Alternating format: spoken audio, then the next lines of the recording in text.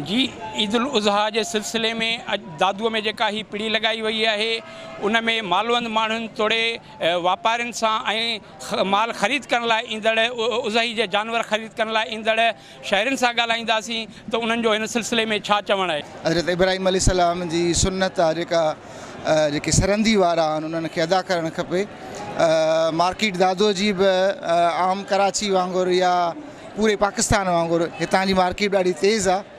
अल्लाह मालिक आहे, कुझु न कुझु करे वठंदासीं इंशाअल्लाह ताला। मार्केट रेट छा आहिनि साईं? गुज़िरियल साल जे हिसाब सां या जेकॾहिं असां पोइते था वञूं उन हिसाब सां हिन साल रेट तमामु घणो आहे। गाबो या माहियो या ॿाकरो माल ओवरऑल सभिनी जा रेट मथे आहिनि ऐं हिननि जो ॾोह बि कोन्हे को, छाकाणि त हर शइ जा रेट चढ़ी विया आहिनि। उन जे करे सुन्नत इब्राहिम आहे ऐं इंशाअल्लाह ताला रेट मथे आहे पर करणी आहे। असां 2-3 ढोर तयारु कंदा हुआ बसि, ग़रीब माण्हू जेतिरा पुॼी सघूं।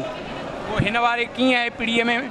हिन वारे पीढ़ीअ मज़ो न आहे न, ॿाहिरां ॾींहं जा 5 रुपया मथे पिया चवनि, हिते घटि था चवनि।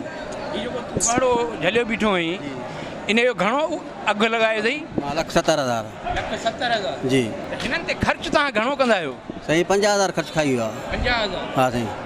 रेट वा हींअर सम्झो त 1,90,000 85,000 माना 85 ऐं 1,90,000 इहो रेट आहे। हा एतिरो महांगो आहे?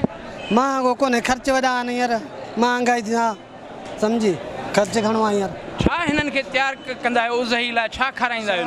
ॾारो आहे, छिला, चूनो आहे, खड़ा। हा हींअर महांगाई लॻी पई आहे। छेलो घणे थो मिले तव्हांखे?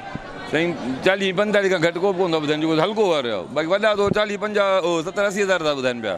70-80 हज़ार छेलो था ॿुधाइनि पिया। 75 ॿुधायो हिकिड़े हिन महिल। कुर्बानी जे जानवर ख़रीद करण लाइ सो ॾाढा महांगा आहिनि छेला। गुज़िरियल साल जे हिसाब सां 25% महांगा मिलिया आहिनि हिन साल। 25%? हा, गुज़िरियल साल जेके वरितासीं 25-26 हज़ार में, हिन साल 40 हज़ार खां घटि कोन मिलिया आहिनि। साईं वठूं था 25 महिल 40 में नथा खपनि।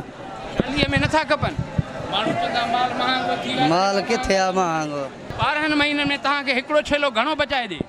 कोन थो बचाए, बसि पंहिंजो ख़र्च थो लाहे, ॿियो छा। मिड़े ई शौक़ु आहे, उहो रोज़ी कान्हे। वरी भई घुरंदा हाणे 30 वारा 50-55 हाणे किथे ॾियूं?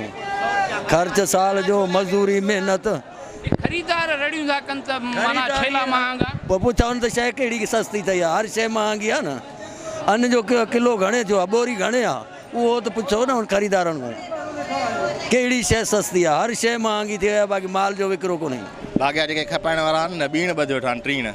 हाणे असां कीअं ख़रीद कयूं? हिकिड़ी शइ 40,000 जी, उन 80,000। ईद उल अज़हा ते उहो माना पसंदि जो ढोर ख़रीद कबो आहे, उनजो मुल्ह न हूंदो आहे। बिल्कुलु, उहो तव्हां सही था चओ, सम्झो। पर मक़सदु छा मुनासिब कुझु हुजे न, एतिरो त थिए न, सम्झो। सम्झो था त माना मिडिल क्लास जेको विचोलो तबिको आहे उनजे अप्रोच में आहे। न उहो नथो ख़रीद करे सघे, उहो नथो उहो ई करे सघे, सम्झो। छाजे करे? महांगाई आहे न, उहे किथां ॾिसो था त केॾी महांगाई लॻी पई आहे। हर शइ महांगी आहे न, हाणे हीअ त ख़रीद ई नथो करे सघे। असां 12 महीना था करायो। एॾो महांगो छेलो छो आहे? माना असां महिनत कयो, असां 12 महीना तातियो बचे वांगुरु हिनखे। घणो ख़र्च थिए थो तव्हांजो? घणो ख़र्च थिए थो हिनखे? 30,000 जो ख़र्च आहे रुगो। छा खाराईंदा आहियो हिनखे? हिनखे ॾारा, हिनखे तेल, अलाह केतिरो गिहु, महिनत। गिहु बि ॾींदा आहियो? हा, महिनत ॾिस, खीर, महिनत आहे हिननि खे। माल तातिनि था ऐं महांगाई जेकी हींअर हले थी न, उन हिसाब सां हर शइ महांगी आहे त ज़ाहिर आहे माल बि त महांगो थियणु खपे न। उन जो माल जो जेको राशन आहे, इहे जेके हमरा असांजा दोस्त सॼो साल इन्हनि खे तातिनि था, उन्हनि जो राशन तमामु महांगो आहे ऐं महांगाई जे हिसाब सां रेट सही आहे। सही करणी आहे, अञा पीढ़ी आहे ॾिसंदासीं। हींअर त वापारनि जो मुल्ह वॾो आहे। इहो तव्हांजे माना अप्रोच में न आहे? न, अप्रोच खां घणो आहे। हिननि खे असांखे 12 महीना थियनि था। 12 महीना? हा हा। हीअ वता घणे आहे तव्हां? वतल असांजा थोरा जा आहिनि, 75 या 80 जा वतल आहिनि। हा, न हिकिड़ो। हा। किथां वता? दादू मां ई। जी जी। हिननि ते छा माना एतिरो ख़र्च कंदा आहियो? छा जो एॾो रेट था लॻायो? इहे वॾो खाईंदा आहिनि, ॾारो, खड़, अन्न महांगो आहे, राशन महांगा आहिनि। ॾाढी महांगी पीढ़ी आहे दादू जी, हद खां वधीक। वठण खां ग़रीब माण्हू खां ज़ोर आहे, इन करे हाणे छांव में वेठा आहियूं। कहिड़ा अघ पिया हलनि? माना गाबे जो छा अघु आहे, पाॾे जो छा अघु आहे? 20 लख 30 1.5 लख 1,80,000। हींअर ताईं असां वटि तक़रीबन 200 माण्हू थी चुका आहिनि, पर जीअं त हिते 1000 खां मथे माण्हू आहिनि। माण्हुनि जो मौक़ूफ़ आहे त हीअ असांखे को नुक़सानु ॾींदी, पर अहिड़ी का बि ॻाल्हि न आहे। असां उन्हनि खे काउंसलिंग कयूं पिया ऐं माण्हुनि में काफ़ी अल्हम्दुलिल्लाह अवेयरनेस अचे पई ऐं कुझु असां पाण कोशिशि कयूं पिया त उन्हनि खे प्रोवाइड कयूं। हिते जेके माण्हू अचनि पिया डॉक्टर साहब, छा उन्हनि जी अॻु में माना कोरोना वैक्सीन नाहे थियल?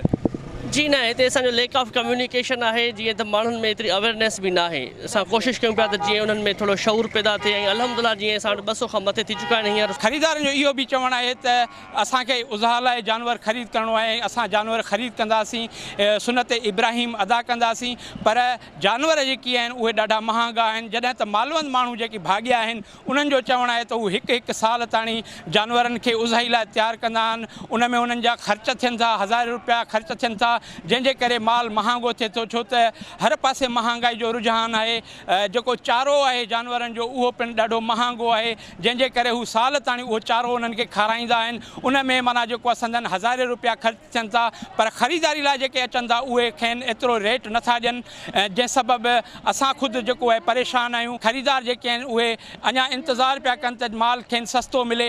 कैमरामैन दीदार शेख सां गॾु फताह शेख, टाइम न्यूज़ दादू।